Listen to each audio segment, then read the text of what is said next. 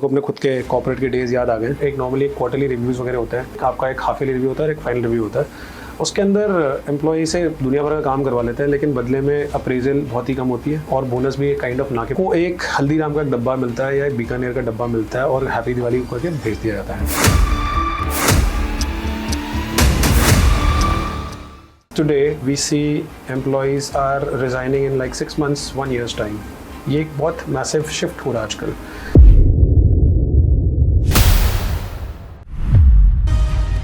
Policies बनते हैं लेकिन एक्चुअली में ग्राउंड लेवल पे बनता है क्या?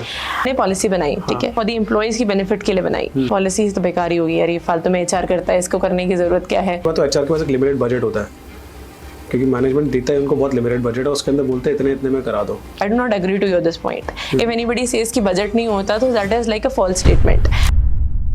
वर्कफोर्स को इतना ज़्यादा वो क्यों कराया जाता है? बिकॉज अगर आप बाहर के कंट्रीज की बात करो, वहाँ पे इंसान को इंसान की तरह ट्रीट किया जाता है। The workforce is very easily available at a very cheaper price as well.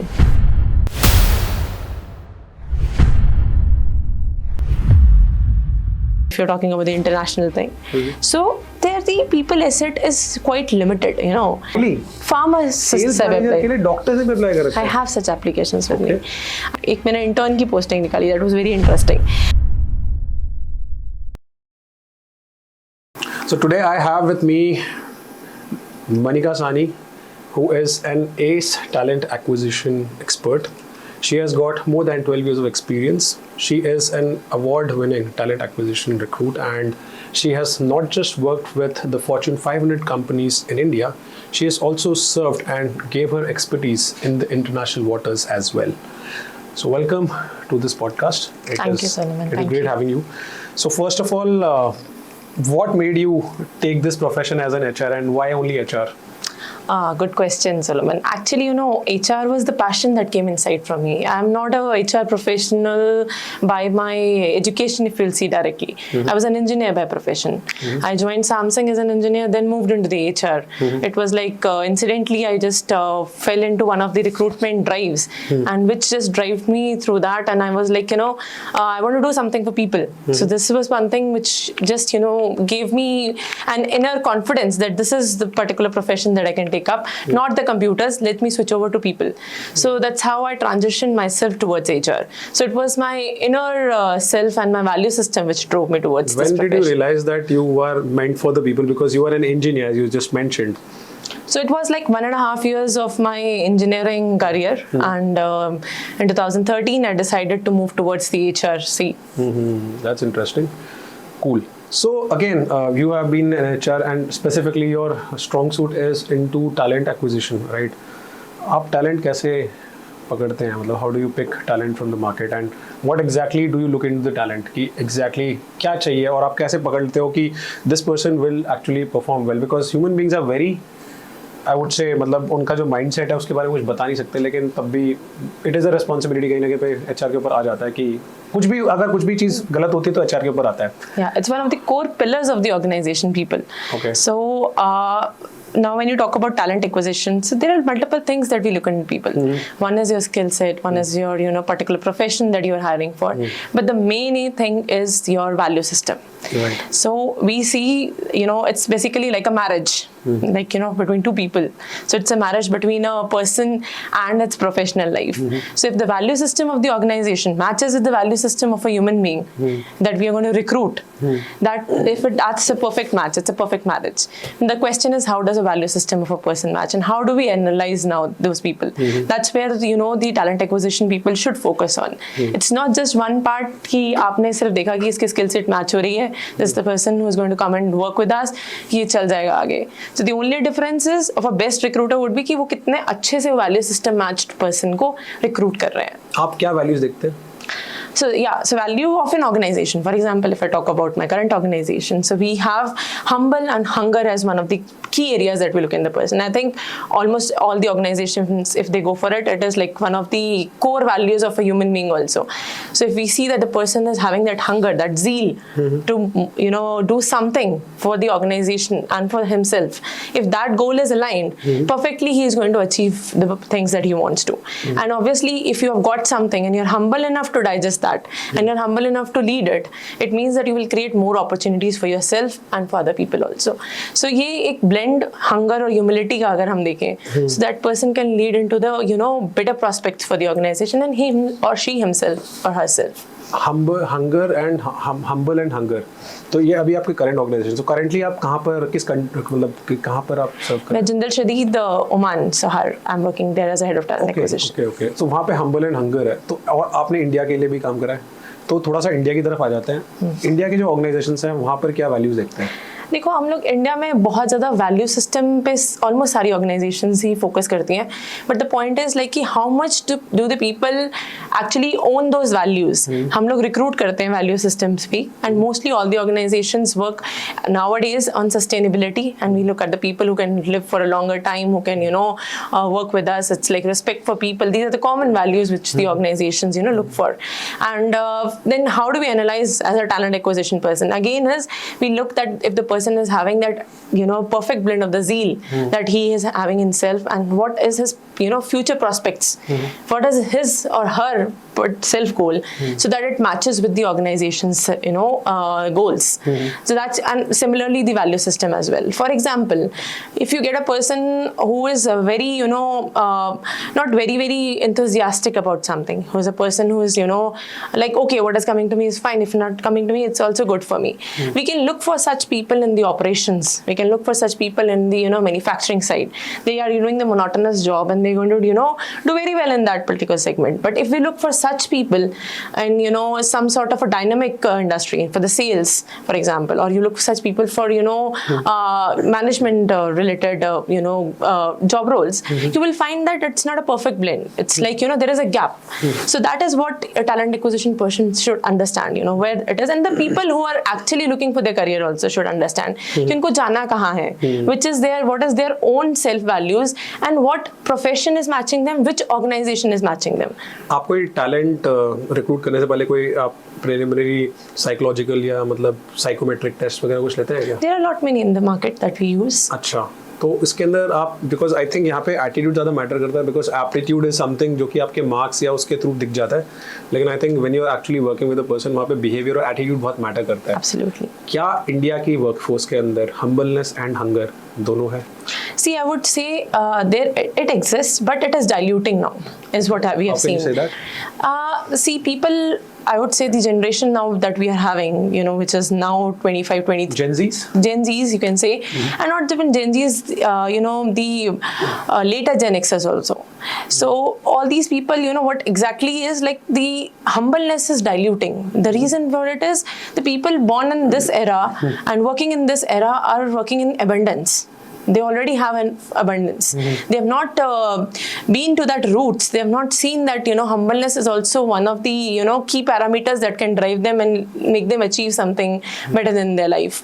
Because the environment, the society has been this way, is that there has been a difference in the particular segments. So people have started to think like being humble is low rated, whereas it is not a low rated thing. It's a highly rated thing. But humbleness is underrated nowadays in the public which we have, the new generations that we have. Good. So again, जैसे कि for example आप बता रहे हो सब कुछ abundance में मिल रहा है, everything is in abundance and there is a slight dilution in the value system. Value system dilute कैसे हो रहा है? Because आपने abundance को एक point बता दिया, but is it something else other than abundance? See, actually किसी चीज़ को आपको कुछ अचीव करना है, उसके लिए अगर आपको कुछ मेहनत करोगे तब आपको पता चलेगा कि हाँ, how you have been through that, you have seen those phases. Talking about entitled, because आप अबंडेंस की बात करें तो पहले से बिना मांगे चीजें मिल रही है. एग्जैक्टली. आपको मेहनत करने की जरूरत नहीं पड़ रही है. If you look back and see, ask the people of our ages, who have their kids, it's like if a kid asks about a small pencil, they'll bring the best quality pencil for them. If a kid asks about a PS4, they'll try to give it like, now I have to buy for him or her, like मतलब ये है कि मेरे बच्चे हैं तो इसको सब कुछ मिल जाना चाहिए. This is the mentality of the parents which have become, right? हमारे केस के अंदर कैरेट एंड स्टिक वाला अप्रोच हुआ था कि भैया जब तक आप काम करके दोगे नहीं तो मिलेगा नहीं. Exactly. So you had that, you know, to achieve something, you had that zeal. We all had that, right? हमारी generation में ये था कि हमें कुछ करना है तो हमें कुछ खुद से करना पड़ेगा. In fact, biologically also it's correct because आपको satisfaction तब तक नहीं मिलेगी तब मेहनत नहीं करता है. For example, if you talk about a workout also, आप workout जब तक नहीं करेंगे, you don't get those hormones, those good hormones getting activated in your system. Exactly. So काम के अंदर भी यही सेम टू सेम है. जब तक आप मेहनत नहीं करेंगे तब तक वो आपको अच्छी फीलिंग मिलेगी नहीं खुद से. वो एक आपको सेल्फ अप्रूवल नहीं मिलेगा that you've done something. Nowadays we always ask about return. क्या return मिल रहा है हमें? मतलब मेरे employment में मुझे ये return मिलेगा या नहीं मिलेगा. Nobody talks about the investment what we're going to do in it. So that is particularly one thing where the talent needs to, you know, work out at. So what are the things which you think कि Indian workforce को करना चाहिए so that that part comes out instead of return they start talking हमको मेहनत करने के लिए हम मेहनत करने के लिए तैयार है, आप बताओ वो क्या आउटपुट चाहिए. बिकॉज अभी currently again why I am talking about because there are two extreme examples. कोई अगर बंदा काम कर रहा है तो फिर उसको एक्सट्रीम तरीके से बर्नआउट हो जाता है. विज़ाविज़ एक पर्सन जो कि रिटर्न मांग रहा है, हार्डली कोई काम करे. I have got two extreme examples here and I would say that अगर आप पूरा एक बेल कर्व लेके चलते हो, एक मेजॉरिटी ऑफ द वर्कफोर्स है जो कि एक काम करके आउटपुट डिलीवरी है, विच इज़ लाइक उनका जितना KRA है या KPI है उतना जितना मांगा उतना दे रहे हैं और वो सिस्टम के अंदर है. Whereas the proportion where there is an extreme burnout and another population which is an extreme entitled lot of people जो कि उनको कुछ नहीं करना लेकिन उनको चाहिए. अगर आप देखोगे ना इस पूरे कर्व में you will find the most satisfied people are who have their self goals कि मुझे इतना अचीव करना है, मुझे इतना करने के लिए यहाँ तक जाना है, मुझे ये चीज़ पढ़नी है, मुझे ये चीज़ पे वर्कआउट करना है, मुझे ये सर्टिफिकेशन करनी है, मुझे ये चीज़ एक्स्ट्रा करनी है, मुझे ये वाला पर्टिकुलर प्रोजेक्ट डिलीवर करना है, ये मेरे लिए हेल्पफुल है. कहाँ से आता है ये जो पार्ट है? Self driving parameter. क्या ये सबके अंदर है सेल्फ ड्रिवन? नहीं, सबके अंदर नहीं है. एंड यू नो ऐसे है कि if you talk about biologically और यू नो मेंटालिटी वाइज और anything, if you look at the studies, you know I have read out many books about it as well. So ये है कि सबके अंदर वो क्वेश्चन जरूर है, बट हाँ वो कितना एक्टिवेटेड है. Call that questions? It's just, you know, your self quotient. I'm talking about yourself. Okay. Everybody has a similar biological you know make, but it is like कि सबके अंदर वो parameters हैं, but how much you have activated it is the question. So then it is like कि आप उसके ऊपर कितनी मेहनत करके आप उसको activate कर पा रहे हो. For example, I need to, it's a simple thing, you know, you have a particular goal in your life that you want to achieve in your particular age. Now how much passionate you are about it, you and I have same goals, right? For example, in same age group we are taking up that goal. How can I achieve better than you? It's just your self-driving path. I give you the same particular thing. You talk about two siblings, both of them grow in the same you know culture, in the same family, with the same parents, with the same parenting, with the same tools, with the same aids, with the same education system. Still, you know, they grow up as a different individual personalities altogether. What is that parameter which makes them different? Is their own self-interest. That's the only difference, right? And obviously, you know, your capability to digest that is the another thing. But yeah, the main factor is how much investment you do it on yourself. Right. अच्छा, एक और सवाल था. मैं थोड़ा सा again as a मेरे को अपने खुद के कॉर्पोरेट के डेज याद आ गए, ठीक है. और मैं एक नॉर्मली एक क्वार्टरली रिव्यूज़ वगैरह होते हैं जहाँ पे आपको हर 6 महीने के अंदर आपका एक हाफ ईयरली रिव्यू होता है और एक फाइनल रिव्यू होता है. उसके अंदर एम्प्लॉई से दुनिया भर का काम करवा लेते हैं लेकिन बदले में अप्रेजल बहुत ही कम होती है और बोनस भी काइंड ऑफ ना के बराबर होती है. मतलब और आपको दिवाली के गिफ्ट, जैसे कि दिवाली का टाइम चल रहा है, आपको एक हल्दीराम का एक डब्बा मिलता है या एक बीकानेर का डब्बा मिलता है और हैप्पी दिवाली करके भेज दिया जाता है, ठीक है ना, एक ग्रीटिंग कार्ड के साथ. Don't you think that it is a very मतलब क्या बोलूँ, मतलब इतना साल काम करने के बाद, इतना टाइम काम करने के बाद it goes very distasteful with the employee because वो खुश तो है थोड़ी देर के लिए लेकिन फिर जब बैंक बैलेंस देखता है उसको लगता है कि यार कुछ हुआ ही नहीं है, इतना टाइम दे दिया हमने. तो एक पार्ट मैंने वहाँ पे देखा जहाँ पे एक लॉयल्टी, जैसे कि for example employ spend good amount of time, good amount of years in an organisation.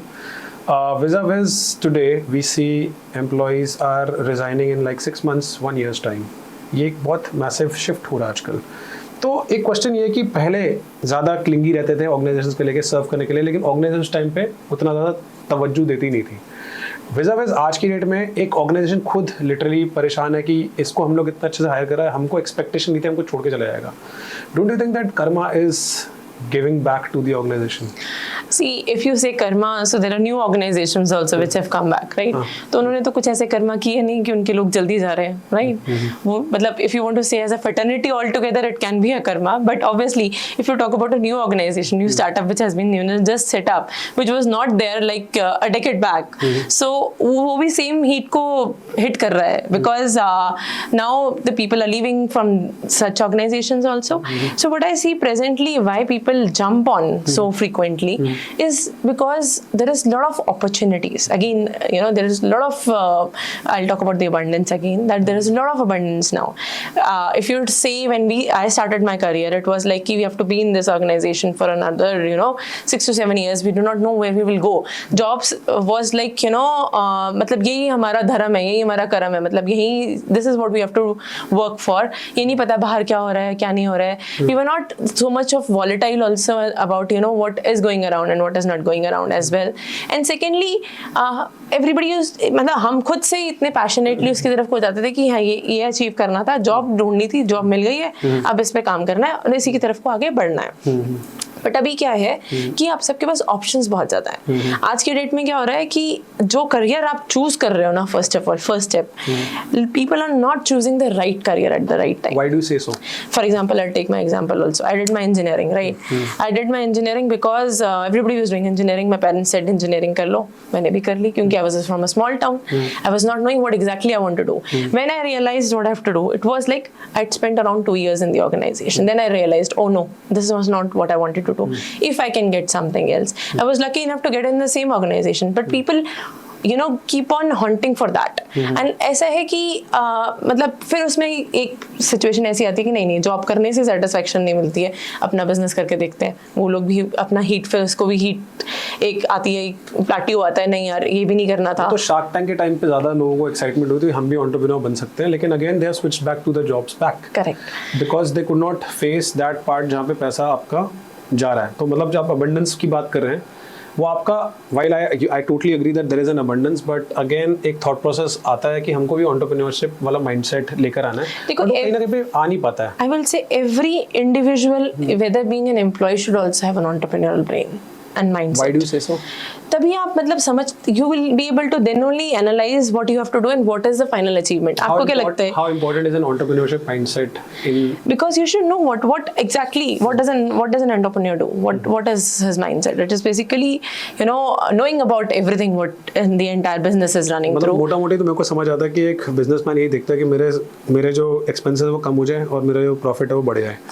धंधा ऐसे ही चलता है. जो क्योंकि अगर आप ठेठ बिजनेसमैन आप सिर्फ एक फाइनेंशियल एस्पेक्ट की बात कर रहे हो, सिर्फ ROI की बात कर रहे हो कि मेरे जेब में क्या आ रहा है, राइट?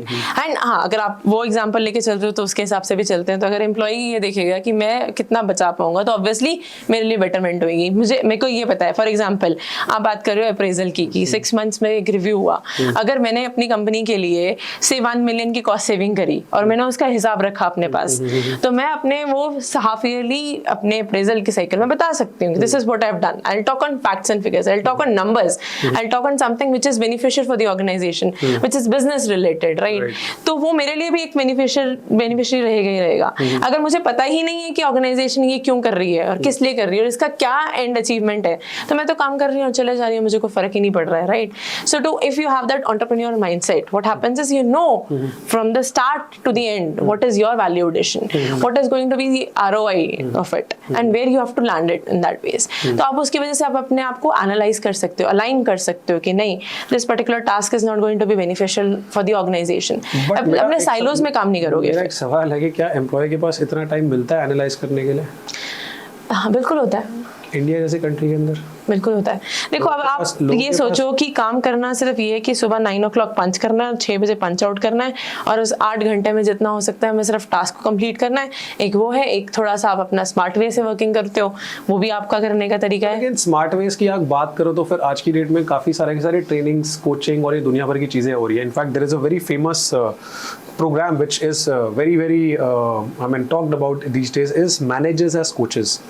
मैनेजर्स को कोचिंग दिया जा रहा है कि आप एक एम्प्लॉय, आपके जो सबऑर्डिनेट्स है, आपकी टीम मेंबर्स के लिए कोच की तरह, because they don't want the managers mindset. Correct, right?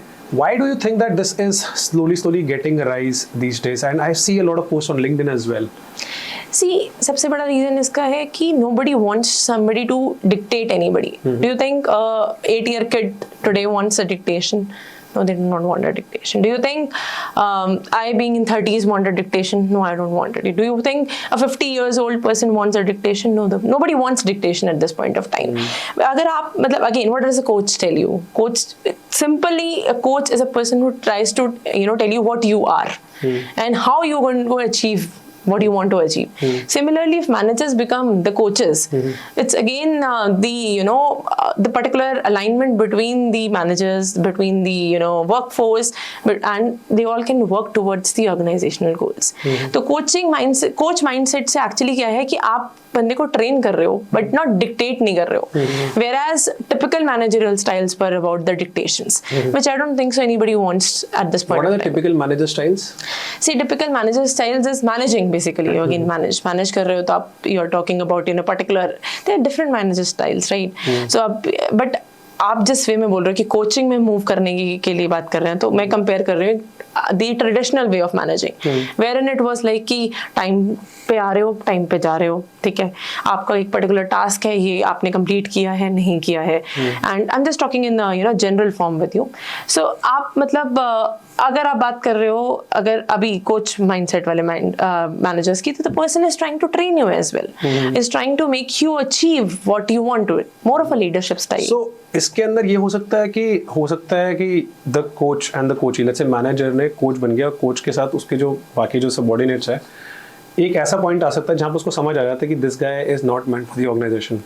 So does that manager tell him that this is not the right place for you, you should follow your passion and do something else? Yeah, he makes the coachee manipulate, in fact manipulates him in order to do कि सब कुछ छोड़ दे, ये सब कुछ बेकार है, just focus on the work and things like that. Is there a possibility? Because अगर वहाँ पर एक छोटे लेवल का manipulation हो रहा है, then the manager is actually not behaving like the coach. He is actually manipulating. Correct. So ideally, managers should tell them the right way, should give the feedbacks in the right way. Ki this is what you are doing. If you want to do this particular task, these are the things that you need to change. But your goal is this, and for this you can go here and here. And there is, I don't think so. The workplace is anymore like कि आपने अगर यहाँ join किया तो आप यहीं पे काम करोगे. Particularly, अगर आपने as an engineer join किया तो आप engineer ही रहोगे. आपने as an HR join किया तो HR ही रहोगे. So there are the options of job rotations also. So a good manager who understands that person is not good for this particular aspect, this particular job role, तो वो identify करके उसको नई job roles दे सकते हैं. अब मतलब job rotation has been like one of the most common things in all organizations at this point. And does it work? Yeah, it definitely works. So is it based on the strengths of the person? Yes, see, job rotation की अगर आप मैंने एक PIP का नाम बहुत सुना है, परफॉर्मेंस इम्प्रूवमेंट प्रोग्राम, जो कि एक छोटा सा एक क्राइटेरिया होता है जहाँ पे एम्प्लॉयज को वो दिया जाता है और कहीं ना कहीं पे उसको ये इनडायरेक्टली बताया जाता है कि that you are no more needed in the organisation. Yes, so I think उसको कल्चर को कट ऑफ करके हम लोग जॉब रोटेशंस की तरफ को ज्यादा मूव ऑन कर सकते हैं. Many organisations are working on it. Is it happening still PIP? Yes, PIPs do happen in many organisations as well. हां, देखो आप किसी को ये नहीं कहूंगी कि जॉब रोटेशन के बाद नहीं होती है PIPs, उसके बाद भी होती है. Organisation gives you a fair chance, you are not able to perform there also, then it comes to a PIP stage. And some organisations directly go for the PIP as well. But ये है कि अगर skill set की बात करें, हम वापस जो हम कोचिंग वाले बात पे आ रहे थे, कि अगर कोच आपको आइडेंटिफाई कर पा रहा है कि ये पर्टिकुलर गैप है इसका और ये पर्टिकुलर इसकी स्ट्रेंथ है, उस स्ट्रेंथ के हिसाब से अगर वो जॉब रोटेशन में बंदा अप्लाई करता है, तो उससे क्या है कि बेनिफिशियल है for both the parties. Organisation can also reap the better fruits from the person and the person can also grow better. So how organizations patients today? Because आप कहीं ना कहीं पे अगर आप employees के साथ patients के साथ, because वहाँ पे आपका कहीं ना कहीं पैसा जा रहा है, you are putting money in the employee and still you are not finding any return. So I'm sure that there is a threshold to the patients also by the management कि यार इतना जा रहा है हमारा, हम कब तक रखेंगे? See, it all depends upon the mindset of the management. Okay. If you talk about the startups, they have limited amount of money that they start up for, right? उनके पास एक बहुत शॉर्ट टाइम का एक गोल है, इसको achieve करेंगे तो ही next हम लोग जनरेट कर पाएंगे। वहाँ पे पेशेंस लेवल थोड़ा कम है मैनेजमेंट में, which are like traditional businesses, which are organizations with more than a decade. They've seen people coming and going out. They're having little more patience, right? The management. And if you'll see the businesses which are set up from quite a while, with more than 2 decades or so, so then those people are having that mindset and they know people well कि हाँ ये इसने आज नहीं करके दिया, but definitely he's or she is an asset for us, and definitely we can reap the better fruits from them in the coming future. मतलब nowadays it's like people want to retain their workforce because they know the person knows about their culture, person knows about their value system, the person knows about the business, and definitely can be better than the person who's coming up new. I'm not saying that new people do not bring the change. Definitely new people are the catalysts, but at the same time the old people also are very much important for the organization. हाँ, मैं सुना भी है कि new fresh energy versus the experienced people is a very good combination. Can you tell me how long a company normally takes? Because एक famous dialogue, in fact dialogue क्या मतलब statement है by Peter Drucker. He says that culture eats strategy for breakfast. And typically एक culture जो है वो अच्छे organization के अंदर बनने में कितने से कितने time लगता है वर्क culture को बनाने में? See, culture is nothing again your value systems only is what I believe. Who sets the culture? We all, right? The people, the workforce sets the culture. एक management बनाता है values और एक employees है. तो does employees values also get entertained? Does HR also put it? See, ये वाला value होना चाहिए. करेक्ट. सो अभी क्या है, बहुत ट्रांसपेरेंसी है मैनेजमेंट में और लोगों में. अभी वो एक कैसा ब्रिज, इतना ब्रिज गैप नहीं दिखेगा आपको कि मतलब अगर कुछ शॉप फ्लोर पे हो रहा है इन मैन्युफैक्चरिंग सेटअप तो वो जो है आपके मैनेजमेंट ऑफिस तक नहीं पहुंच रहा है, वो वाला कंसेप्ट नहीं है. And if you see nowadays it's co-working spaces पे लोग काम कर रहे हैं. It's like people are globally net together through internet and they are working from anywhere in the world. So all of them are just bounded with one very small sensitive string of a value system. अभी क्या है कि सिर्फ employees मेहनत नहीं कर रहे हैं कि मुझे जॉब पे जाके क्या करना है. Employers are also doing as much as they can for their employees कि इसको इस कंफर्ट जोन में रह के करना है. Okay fine, let's see for a solution for it. But it should be like कि person should be satisfied and then working. So almost every employer, see अभी होंगे 5-10% एम्प्लॉयर्स ऐसे भी जो नहीं करना चाहते हैं वैसे, but ideally this is what they should do. So मेरा क्वेश्चन ये है कि आज की डेट में जो, बिकॉज एक ध्रुव राठी का एक वीडियो है toxic Indian work culture, specifically उसने बोला toxic Indian work culture because he clearly mentioned कि बहुत ज़्यादा वर्क कल्चर को लेके काफ़ी ज़्यादा challenges are, people are not able to perform, they are having burnouts, in fact there are premature deaths happening because of that. मैं अपने खुद ऑर्गेनाइजेशन के अंदर मैंने खुद देखा 30 लोगों को, बंदों को, मतलब काम करते करते I've seen them going off, and this is of acute pressure and a very strange kind of a expectation from the employee. My question is that insurance के अलावा mental health से related किसी भी टाइप की interventions होती हैं organisation के अंदर, and how confidential are those? See, I'll tell you what. अभी अगर आप बात करो कि होती थी तो नहीं होती थी, but हाँ, people have started to put it now that in place. There are a lot of many things that people do now. There are a lot of stress busting activities that happen. Now people have their yoga sessions in the organizations. वो तो वैसे भी 21 जून को yoga day के time पे होता है, उसके बाद तो होता ही नहीं है. There are many organizations जो सेल्फीज और इंस्टाग्राम पे पिक्चर्स होते हैं, उसके बाद फिर वो इंस्टाग्राम में लगा देते हैं, देन इंडिया इज फॉरगॉटन. उसके बाद फिर अब दिवाली आने वाला है. See, I'll tell you what. अब ऐसे की बहुत सारी policies हैं. Being an HR, I'll tell you what. There are a lot many policies that we frame out for people. My question is that policies बनते हैं लेकिन actually में ground level पे implement होता है क्या? हमने policy बनाई, ठीक है? आपकी मतलब for the employees की benefit के लिए बनाई. Now, what the point is, are the employees trying to take these benefits? First thing is like कि this policy तो बेकार ही होगी यार, ये फालतू में HR करता है, इसको करने की जरूरत क्या है? And you do not want to see कि if the person is put in the brain, what is the reason behind it? First thing is the person who is making, how efficiently that person is making the policies. Is that particularly to that particular organization, या फिर एक generic policies को आपने implement कर दिया है, बस चलो ठीक है organization run करनी है, हमने policies बनाई है और वो चल रही हैं क्योंकि ये सभी जगह पे implement रही है, सब लोग कर रहे हैं. हाँ.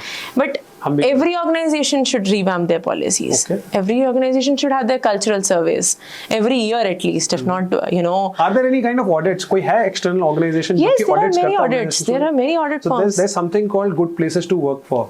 that Okay, is and like, उसके काफी सारे के सारे पैरामीटर्स होते हैं. So organizations, a lot of organizations have these policies. In fact, there are some organizations जो कि अच्छे तरीके से they are known for their culture.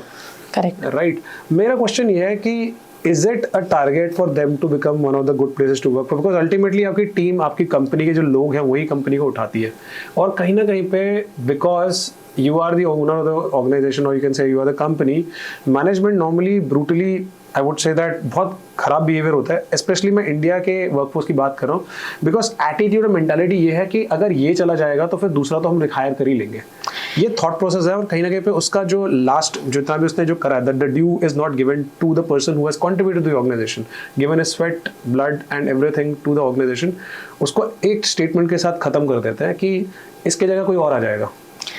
देखो, if I talk about the, you know, like you're saying, the great place or good place to work certifications like that, so क्या है कि आप एक सर्टिफिकेशन लेने के लिए कुछ कर रहे हो, एक ये पॉइंट है. एक ये पॉइंट है कि आप एक्चुअल में चेंज लेके आना चाह रहे हो. When you are doing these certifications, when you are doing this is a complete journey all together, wherein, you know, employees participate, your mentors participate, your managers participate, and even the management participates. So it's not just, you know, one way. There's a 360 degree entire you know, exercise that happens.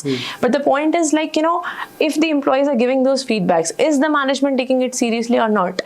अगर mindset सिर्फ इतना सा है कि हाँ certification लेने के लिए करना है, तो obviously वो नहीं ले रहे हैं. But entirely, if you want to bring that change, so then all those parameters actually is a beneficial thing for you. It's an entire change process, it's entire change management process which happens.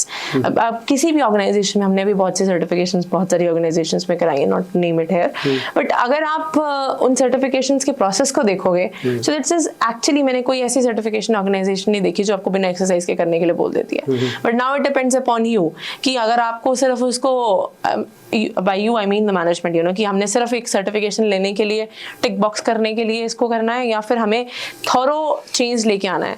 And I think as an HR person, everybody should, all the HR fraternity should, you know, focus on this कि अगर हम इस particular journey पे चल रहे हैं, so we should ensure it, because we are the governing body for it. We are the policemen to it, and we should adhere कि ये particular जो journey है of making the cultural difference or the cultural change or the betterment, there should be most effective journey. So are there any organization which talks about such kind of values? Because आपने checklist का नाम बताया, L&D, पहली बात तो HR के पास एक limited budget होता है, क्योंकि मैनेजमेंट देता है उनको बहुत लिमिटेड बजट है, उसके अंदर बोलते हैं इतने इतने में करा दो. देखो, अब ये आपकी इस बात में आती है कि कितना इफेक्टिव आपका HR सिस्टम है. Right. बजट लेना भी आना चाहिए, उसको सही जगह इम्प्लीमेंट करना भी आना चाहिए, उसका इफेक्ट दिखना भी जरूरी है. If you talk to me, मतलब ऐसा नहीं है कि आई वुड से कि in any of the organisations, in last so many organisations that I work for, कि कहीं पे हमें बजट कंस्ट्रेंट लगा हुआ. I do not agree to your this point. If anybody says कि बजट नहीं होता, तो that is like a false statement. वो जस्ट एक एस्केप रूट है. Everybody wants to invest in today's date for the people. Everybody wants to invest in people. Because मेरे को ऐसा लगता है कि let's say admin हो गया और HR हो गया, और किसी एक्सटर्नल पार्टी को आप इन्वॉल्व करते हो, and there has been instances जहाँ पे प्राइसिंग कुछ और होती है, और एक्चुअली में वेंडर जो एक्चुअली में जो आउटसोर्स या थर्ड पार्टी, उसको बहुत कम पैसा मिलता है.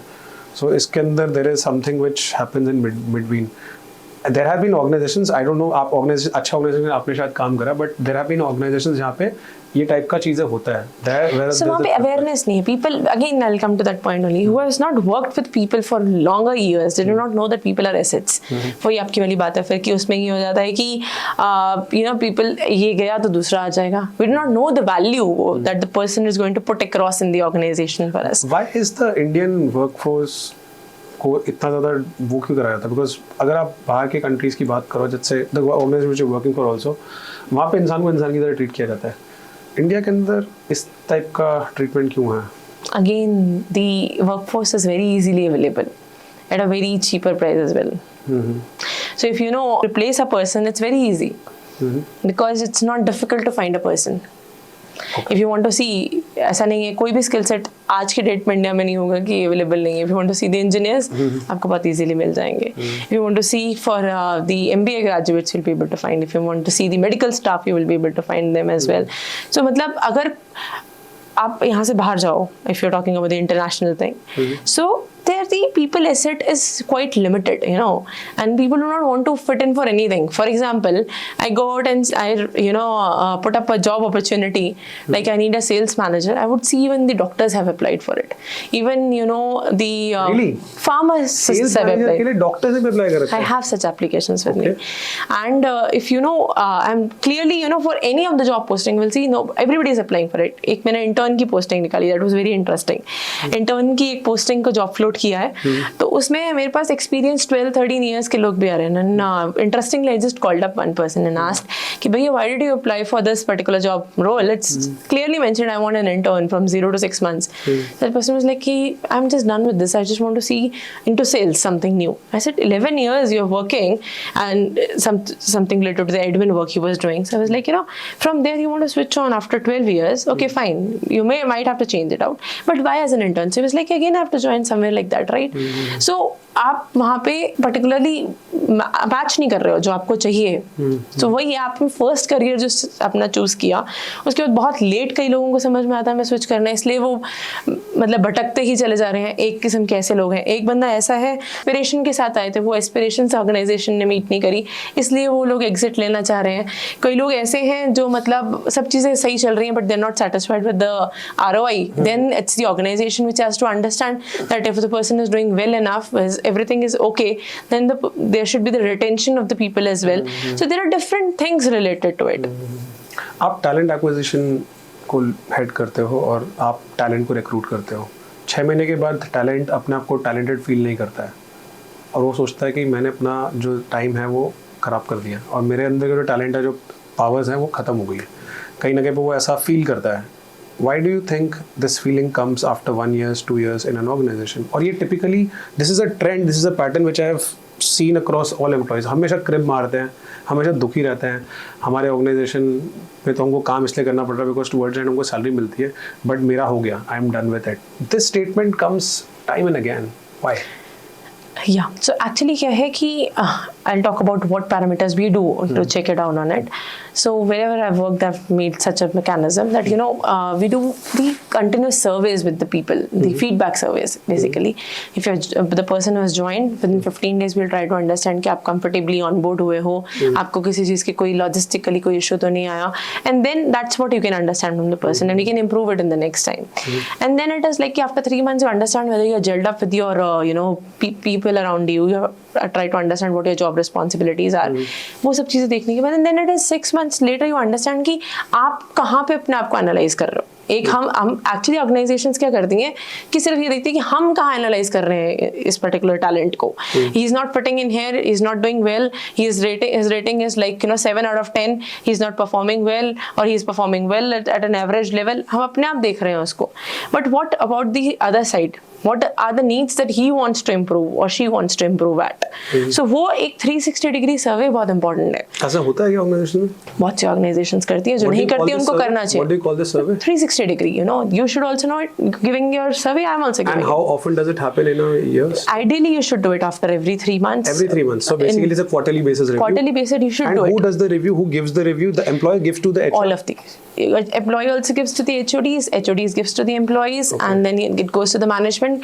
So see, बहुत सी चीजें हैं. Is it followed? कितना इसका efficacy? See, you can do it in 6 months also. It depends upon the fraternity that you have. ऐसा होता है कि मैं ये सर्विस भरता हूँ लेकिन बदलता कुछ भी नहीं है, ऐसा आता है क्या? ये देखो, ये again it is organization to organization. Okay. Right? Because don't you think that it's a formality? See, अगर अब सारी organizations 360 degree survey भी नहीं कर रही होंगी, ठीक है, करना चाहिए. That is the what is the answer to the question. कि you are asking me कि क्या करना चाहिए.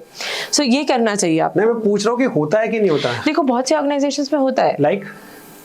Like Jindal Shareed, we do this 360 degree survey. When I talk about Samsung, they do that. Tata's do this. The number of the organizations that I know, which I have heard about. आपको 360 degree की आप सर्वेस की कोई भी vendors को उठाइए, आपको list मिल जाएगी कि कौन कौन करते हैं. अब उसमें से कौन इम्प्लीमेंट करता है और कौन इम्प्लीमेंट नहीं करता है, वो एक आपके ऊपर डिपेंड करता है. Anybody who is a regulator, or you can say somebody who audits, check करता है. Let's say मान के चलिए कि हर एक इंडस्ट्री का एक ऑडिटर होता है, हर एक इंडस्ट्री का रेगुलेटर होता है. सो एचआर के अंदर ऐसे कोई रेगुलेटर है जहाँ पे चेक किया जाता है कि एचआर ऑडिट्स होते हैं आपके, आईएसओ ऑडिट्स होते हैं, जो भी आपने ऑडिटिंग ऑर्गेनाइजेशंस ली हैं, चाहे आप थर्ड पार्टी फर्म से करा रहे हो, चाहे आप इंटरनल ऑडिटिंग करा रहे हो, आप सर्टिफिकेशंस करा रहे हो, आईएसओ ऑडिट्स करा रहे हो इंडिया में, या फिर इंटरनेशनली केयर्स ऑडिट्स करा रहे हो, जो भी आप ऑडिट्स करा रहे हो, सब में एचआर का एक ऑडिट रहता ही है. अब सी अगेन डॉक्यूमेंट्स आपको सब एचआर में मिल जाएंगे अगर उनको कोई सर्टिफिकेशंस चाहिए. अगर हाँ बिल्कुल ऐसी जहाँ पे people is not a asset, then it may not be there.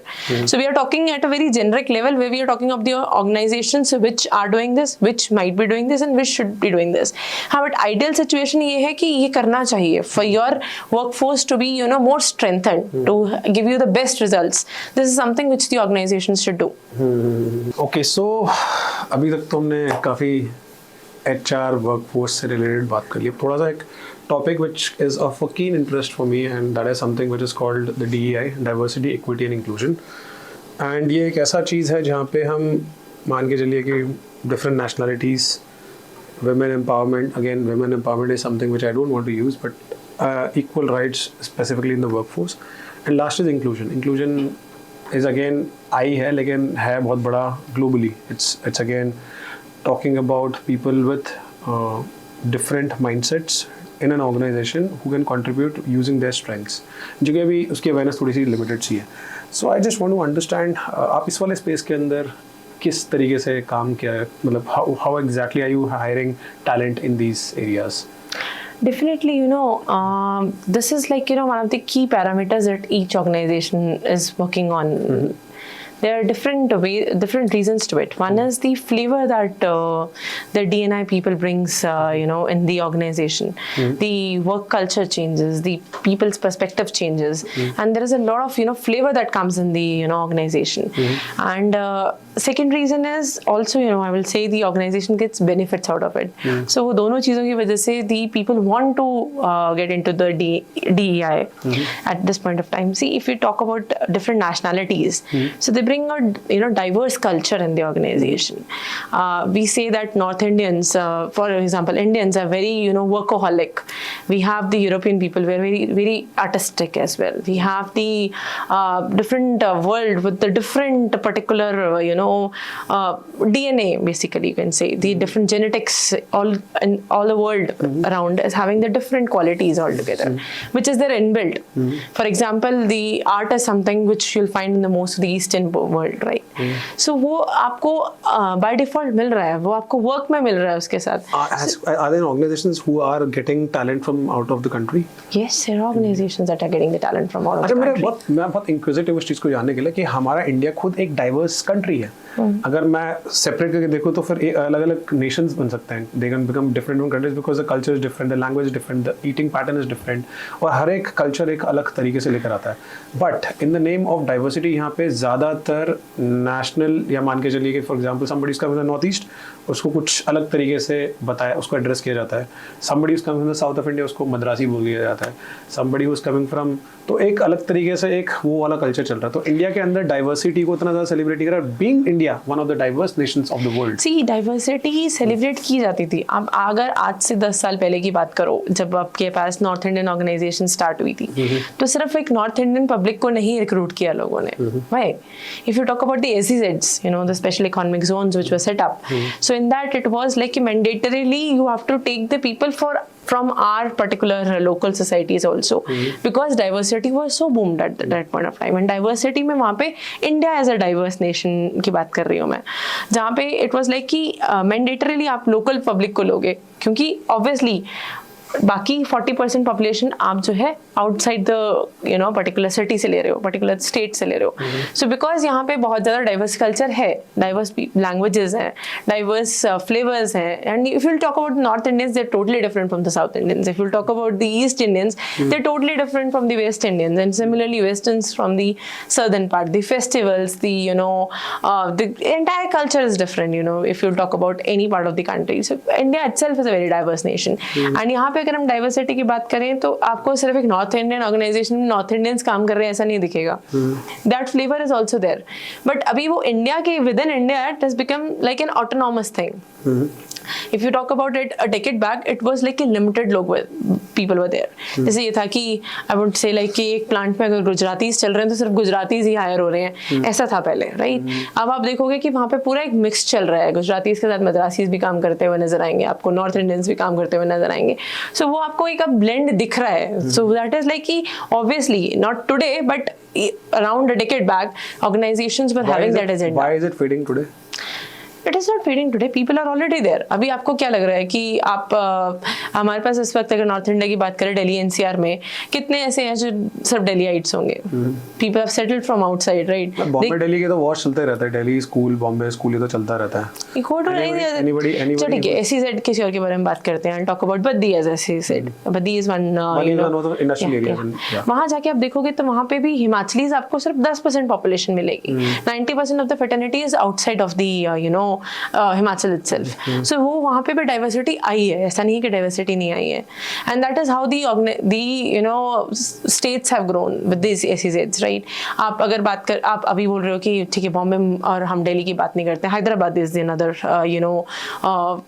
Opportunity area for the jobs where people are going. तो आपको कितने सारे नॉर्थ इंडियंस हैदराबाद में दिखेंगे. ऐसा नहीं है कि आपके पास वहाँ पे सिर्फ साउथ इंडियन पॉपुलेशन है. If I am just recalling, I can see a list of my friends which are there working in Hyderabad and are from North India, from West India. So ऐसा नहीं है कि diversity नहीं है. और अब ये भी नहीं है कि एक साउथ इंडियन ऑर्गेनाइजेशन जो है वो आपके पास फोकस नहीं करेगी नॉर्थ इंडियन को लेने के लिए. अब बात अगर अभी हम जिन भी ऑर्गेनाइजेशंस के बारे में बात करें, मोस्टली MNCs है, मल्टीनेशनल कंपनीज है. तो मल्टीनेशनल है तो obviously there are different nationalities which they are governing it. अगर यहाँ बैठ के कोई नहीं गवर्न कर रहा बट हाँ उनके बोर्ड में है कोई ना कोई डिफरेंट नेशनलिटी का बंदा, या फिर different organisation, different support system है. जब किसी चीज़ की जरूरत पड़ रही है तो सेम फैमिली मेंबर्स हैं, right? They just sitting at the different parts of the world, so they all are connected. So ऐसा नहीं है कि they are not there. So it's not fading. But हाँ अभी जैसे कि everybody is connected through internet. अभी अगर आप ऑन ग्राउंड देखेंगे तो सिर्फ मैन्युफैक्चरिंग वालों को जाने की जरूरत है. बाकी everybody can do any work online, right? मतलब ऐसा है कि आप ये कह सकते हो कि internet has taken over the people. So that is the statement that I can say here.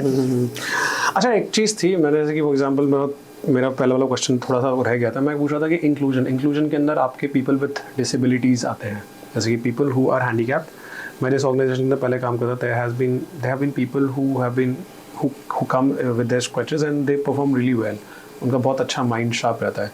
So how, and in fact I have gone to McDonald's, people who are autistic and people who are having Down syndrome, वो वाले बच्चे आ रहे हैं, they are also serving with a smile और थोड़ा सा encourage कर रहे हैं. Specifically I am talking about organizations like McDonald's and Starbucks also. तो मेरे को कुछ examples दिख रहे हैं वहाँ पे, and they are actually promoting those places. और वहाँ पर again the treatment is that they are normalizing this thing.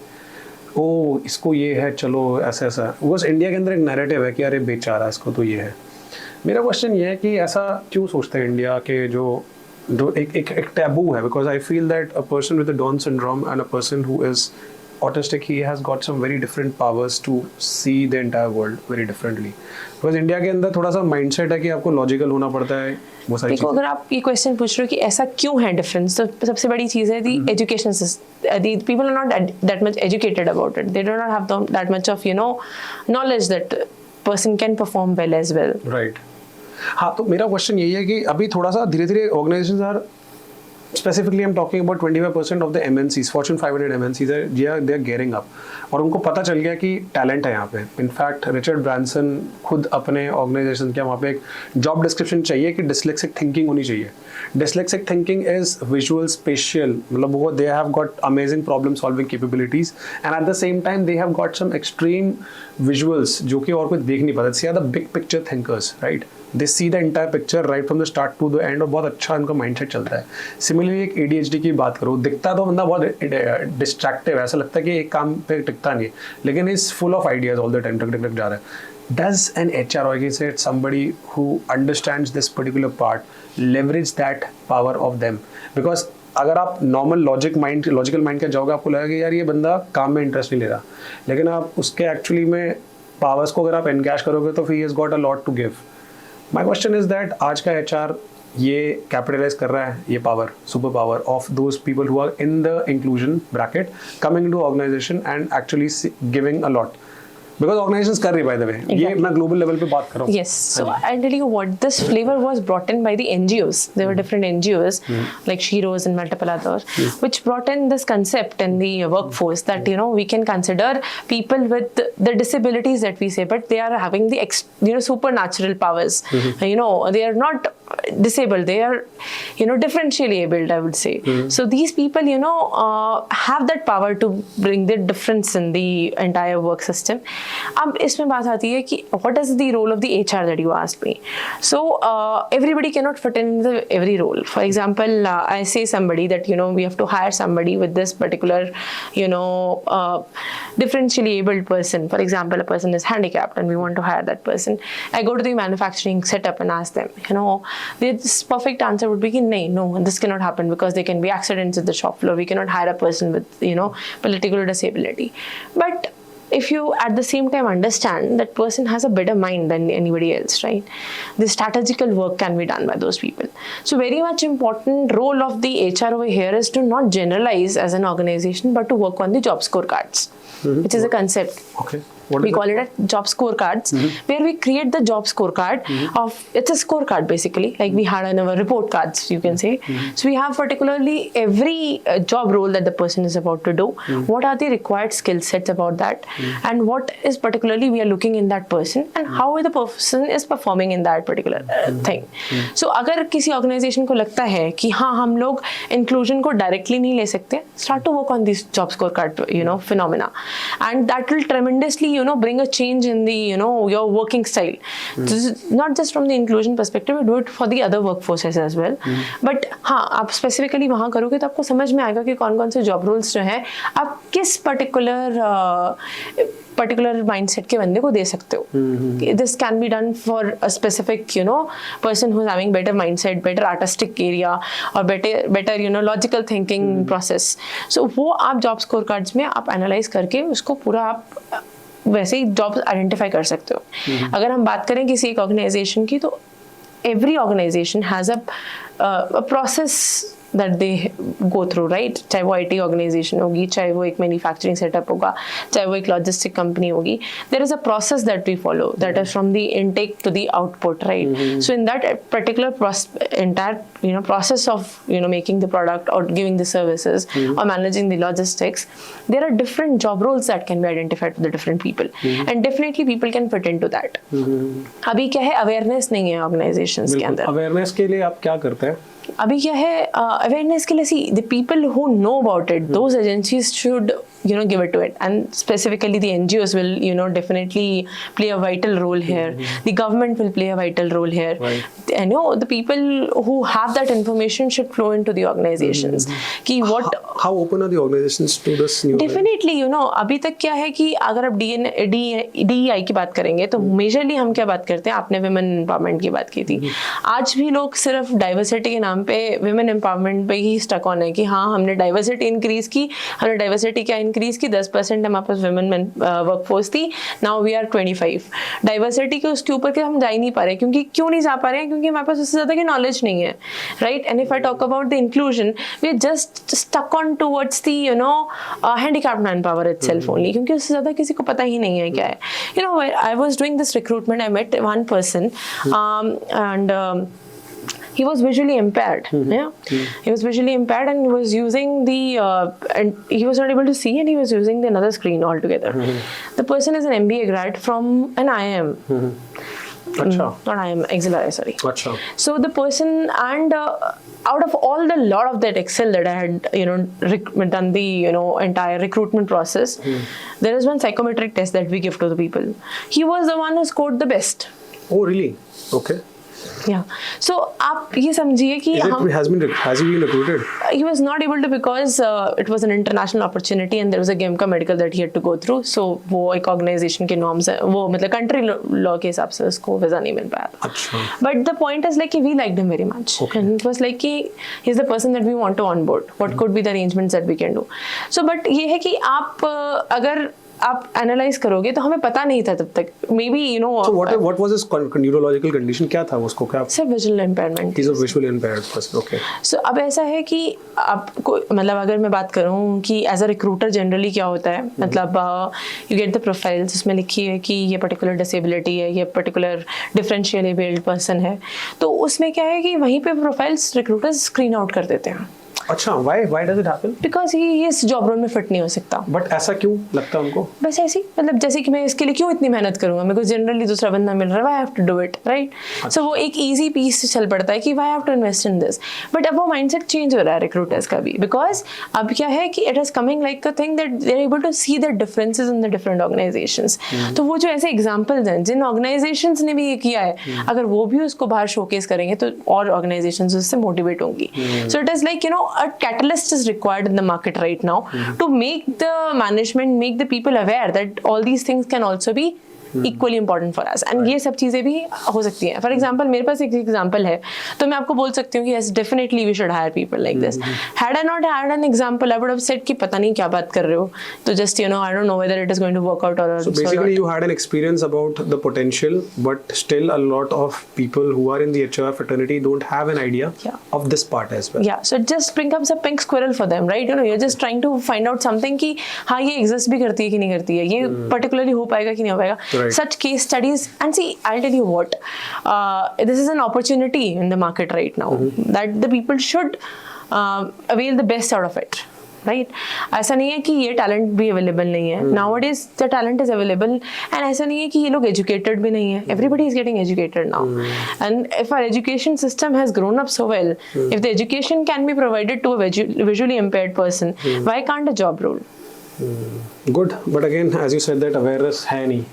So you again rightly mentioned that we need catalyst, and also we need some sort of a, I would say, nationwide campaigning, because मेरे ख्याल से वो भी aware नहीं है, तो उसके लिए कहीं ना कहीं पे एक बात होनी चाहिए, एक मुद्दा होनी चाहिए. जैसे कि एक अभी डिस्लेक्सिक वॉक भी हो रहा है 27th को.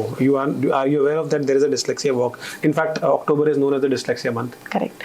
Do you know? Yes, I knew this. Just got to know a few days back itself only. Okay. So again, ये awareness नहीं थी आपको few days पहले पता है, but again this is happening globally. But I don't know how is it happening, how we have to participate and all. See, actually क्या है, इन सब चीज़ों के लिए NGOs और government का एक बहुत बड़ा रोल है. Right. So if you'll see any of the campaigns like about LGBTs how does also. an NGO get in touch with the organization? Directly you have to get in touch. See, NGOs, I think they are doing it at a massive scale. Or a lot of things have been brought by the NGOs. If you talk about the LGBTs also, how it became one of the, you know, campaign all through the country. And there is a workforce which is working very well. I've seen, like, you know, in my previous organization also that, you know, people have been working in from that particular segment. So, and they're doing wonderful. There is no difference in, you know, it's just the society's eyes are different. It's not that they are not able to do the work properly, or they cannot, you know, work with the other people. And I would say they're working better than the, you know, common workforce. अगर आप analysis करके देखोगे, अगर आपने सही job दी है, again, if you have made a proper job scorecard, if you have understood and given the proper coaching to the people, you will see they are performing better. So I think if I try to understand this entire podcast going through, number one is the proper understanding with respect to the human potential, because HR human resources तो नहीं मुझे लगता, and HR has to work on the human potential. इसका potential क्या है? Number two, rather than being someone who is very dictating, a person has to take out the person's abilities, उसके बाहर निकालना है. The third part is that there is a lot of awareness which still has to happen in this fraternity, जो कि अभी काफी ज़्यादा है नहीं. In fact, not just the HR but the organization, the management, the employees, everybody should know कि exactly चीज़ चल रही है, because awareness थोड़ा सा कम है. In fact, the attention span भी थोड़ा सा कम है, because normally people are going towards those things which are trending, और उसी के बारे में बात हो रही है. लेकिन unfortunately जहाँ पर reality है उस चीज़ की awareness ज़्यादा है नहीं. Correct. So yes, I think we are more or less done with what we want to say. So thank you so much once again for giving such valuable insights. So it was a pleasure having you. Thank you. Thanks a lot.